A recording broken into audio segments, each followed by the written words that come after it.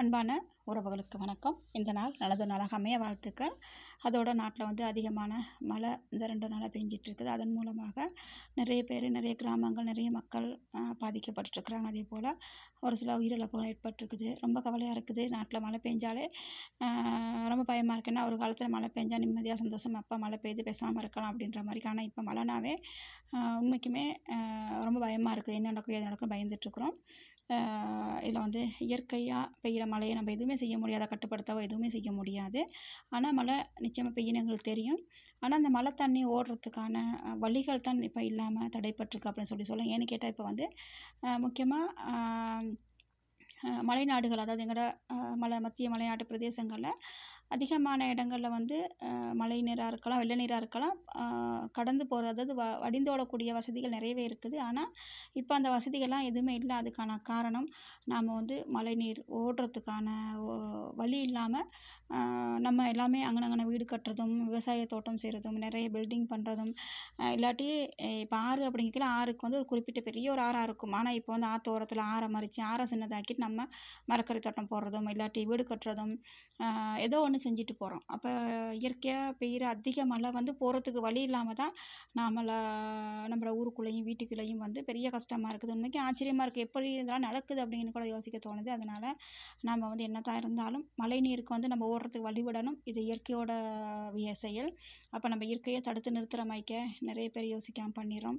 குடும்பமான வரைக்கும் மழை வரும்போது வெள்ளம் வந்துருச்சு, வீட்டுக்குள்ளே தண்ணி வந்துருச்சு, இல்லாட்டி கஷ்டப்படுறோம் எப்படின்னு சொல்லி நம்ம எப்போ பார்த்தாலும் அதை மட்டும் தான் நினைக்கிறோம். ஆனால் இந்த மழை நீர் வந்து எங்களோட வீட்டுக்குள்ளே வராமல் இருக்கிறதுக்கோ, இல்லாட்டி எங்களோட கிராமங்களை பாதிக்காமல் இருக்கிறதுக்கோ ஏதாவது வகையில் மாற்று வழி கிடைக்குமான்னு யோசிக்கணும். அதே போல் அதுக்கான மாற்று வழியில் ஏற்பாடு பண்ணணும்.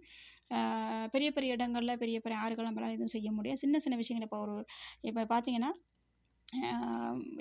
ஒரு காலத்துலையுமே வெள்ள நீர் வராத இடத்துல கூட இன்றைக்கி தண்ணி தேங்கி நிற்குது. அதுக்கு என்ன காரணம்னு பார்த்தா, அந்த தண்ணி ஓடுற வழியில் வீடு கட்டியிருக்கிறாங்க, மரக்கறி தோட்டம் போட்டிருக்கோம், ஏதோ ஒன்று பண்ணி தண்ணியை மறைச்சி வச்சுக்க. முக்கியமான காரணம் ஓடுற தண்ணியை ஓட விடாமல் மறைச்சி வச்சது தான் முக்கியமான காரணமாக இருக்குது. கூடுமான வரைக்கும் நாம் தேவைக்காக மண்ணை நோண்டி ஏதோ ஒன்று பண்ணிட்டு போகிறோம். ஆனால் அது எங்களுக்கே அது பெரிய ஒரு பாதிப்பாகிறது. அதனால் கூடுமான வரைக்கும் இந்த விஷயத்தில் கொஞ்சம் கவனத்தில் கொள்ளும்.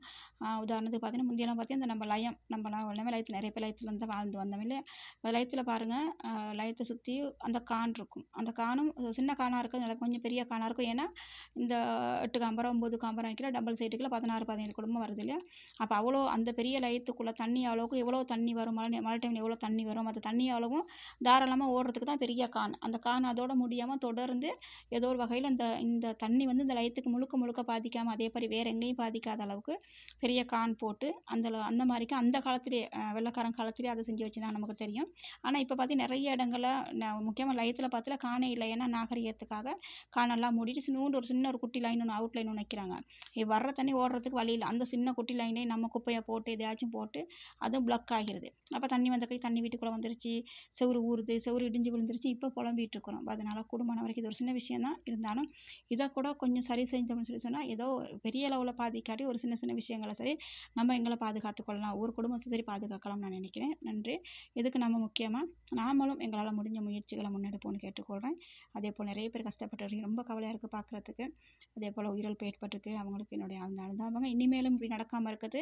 நம்ம ஒவ்வொருத்தரும் தனித்தனியாக யோசித்து நம்ம வீட்டை பாதுகாத்துக்குவோம், நம்ம உறவுகளை பாதுகாத்துக்குறோம் அப்படிங்கிற ஒரு முயற்சிக்கு வந்தால் நல்லாயிருக்கும்னு நினைக்கிறேன்.